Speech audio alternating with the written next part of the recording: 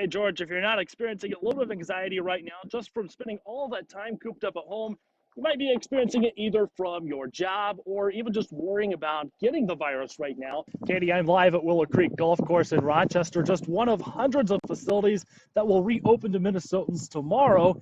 Now, this will allow them under this new order to continue to enjoy the great outdoors, but they have to stay close to home. Now, this order also allows boating, fishing, hunting, and hiking. And here's what Governor Walz is asking of you while you enjoy these activities. Keep social distancing, avoid crowded areas, and stay close to home. In other words, don't go driving across the state. Now, again, this order goes into effect tomorrow morning at 5 a.m., and Willow Creek tells me they will be up and running. We could all use a little bit of happiness right now, couldn't we? Well, that's exactly what the Echo Church in Rochester is doing along with Pascal's Neighborhood Pizzeria, as it has joined forces to spread a little bit of happiness into the lives of those that educate the children in our community, one pizza at a time. One of the things that we do at Echo Church is we really have built it around community, right? It's about friendship, it's about relationships. And so for us, not being able to be around those people, not being able to see people every Sunday or a couple times during the week, honestly kind of wears you down a little bit. Like many of us, Scott Schall, the executive director of Echo Church, is missing social interaction. A couple of weeks ago, a company offered him a free dinner. That gesture sparked a conversation about how the church could do the same thing for the Med City. What followed was a partnership with Pasquale's Neighborhood Pizzeria to donate 1,000 pizza pies to Rochester school employees. Hey, thank you guys, I appreciate it. So this went live on Sunday afternoon. We had to close because we had too many people signed up, or we had maxed out our capacity by about Monday afternoon. Those who signed up to receive their free za will pick up their pies every half hour for the next 2 weeks.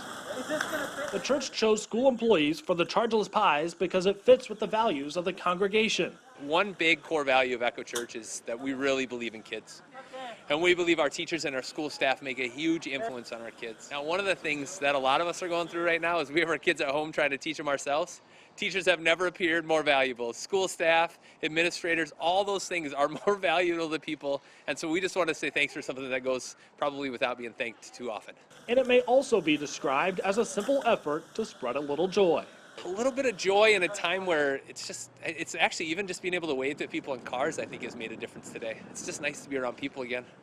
This bag of clubs has been sitting in the corner of my garage for a few months now, but it's time to knock the dust off of them and head out to the links tomorrow. The governor's announcement, which was made early this morning, came as a surprise to everyone, including course owners. It was a surprise. We kind of heard rumblings that it was coming soon, especially with Wisconsin saying they were going to open next week. And to be honest with you, I kind of thought that's our target date. So when we heard it today, we were a little surprised, but very excited. Last fall, the Rochester golfing community was shocked when Willow Creek announced it would be closing. Without missing a beat, though, Andy Black and his business partner, Will Lancaster, stepped in as the new owners of the links located in South Rochester. When the governor announced golf courses can reopen, we wondered if there was anybody more excited than Black and Lancaster. Probably not. We've been waiting we've been ready for a while. And, with the nice weather the last few weeks, it was a little tougher of a wait. However, the excitement is very much pent over. While the governor's executive order allows golfers to return to the fairways, there are guidelines that must be followed, including maintaining social distancing, not gathering in large crowds, and staying close to home. Andy says they will have signage around the course reminding patrons of those guidelines and restrictions. The clubhouse is closed in most fashion. However, the bathrooms will be open. We'll have some stuff to go. With the good news, the phones won't stop ringing. Golfers are clearly eager to get back to the sport they know and love. Most of the golfers, we tell them there's a little bit of snow. It's still wet in some areas. We are walking only, and not one person is cared. They're just excited to be out here. They just want to be outside, and what better way is there to be than on a golf course? Caleb Gillock is here with that story. I am here with that story. So we'll talk a little bit about it. Grocery delivery is now an option, and I'm finding out there are several places in Rochester where you can get that. Those services are available, but it's not for everyone. They're not interested.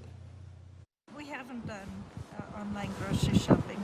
We do a lot of online other shopping. Many markets, including Hy-Vee, Walmart, Costco, and Target, are offering to deliver groceries to your door. It's part of an effort to keep you and other shoppers safe by minimizing the risk of contracting COVID-19. Eric Mattson doesn't feel that's necessary for everyone. We do think that online grocery shopping is a good idea for people who are older or physically impaired or have immunocompromised conditions of one sort or the other. I think that it is a good idea for them. The Mattsons are limiting the number of trips they make to the market, and only one of them goes. They use the self-checkout to limit spreading germs. What I do, I only do my own checkout where it's possible. Right. So I don't want to endanger too many cashiers. Right. They wipe their groceries down before putting them in the pantry. They're committed to doing all they can to flatten the curve. Well, we hope that people will stay safe, that hopefully we'll be able to be back to a little bit more normal routine, probably more gradually than abruptly, but hopefully in the not too distant future. I don't know about you, but I've definitely been a little more irritable during this time because I'm a creature of habit and routine. It's nowhere where it's normally at. So I talked with a doctor today and a local just to see how we can deal with the anxiety around this pandemic. When a situation like COVID-19 comes up, it can cause multiple sources of stress. There are fears associated with the illness in and of itself. There's the emotional reactions related to necessary changes that we've all had to make. Those changes can spark frustration, irritation, and anxiety. Dr. Brent Seaton says while that's normal, there are ways we can reduce the impact, such as eating a balanced diet, exercising, and getting enough sleep. I spoke with a Rochester resident who is a firm believer in such habits. Absolutely, yeah. No, I think just taking care of yourself in every way you have able, which not everyone has access to all those things, but whatever you do have access to, good food, good sleep, exercise, good social connections, I think that's super important right now, more than any other time. Dr. Seaton also suggests filling the void left by a loss of social interaction. It's easy. We live in the digital age. Graham Campbell says he's still hanging out with friends and family. A lot of FaceTime calls, lots of phone calls. There are a couple apps, House Party I think, where you can like FaceTime and then play games and trivia and that sort of thing with people. You know, just connecting in the ways we can, even though it's not normal, it's better than nothing.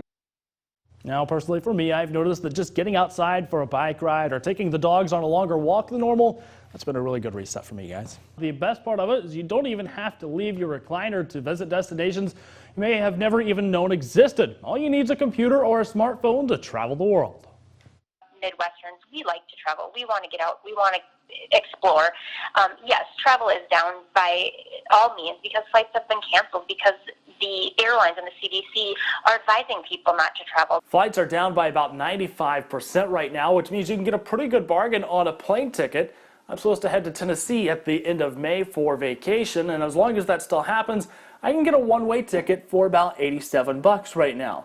But if you're not willing to risk it, a virtual vacation might be the perfect thing for you. Basically, a virtual vacation is a way for people to dream, to get inspired, to make them think outside of the box, and to get inspired about certain destinations that they may have never known even existed, where they could basically travel the world without even leaving their home. Here are some more photos our viewers submitted from their favorite vacations on Facebook this afternoon. While we don't have time to show them all, Meyer, a travel agent at Travel Leaders in Rochester, says that many of these virtual vacations are very realistic.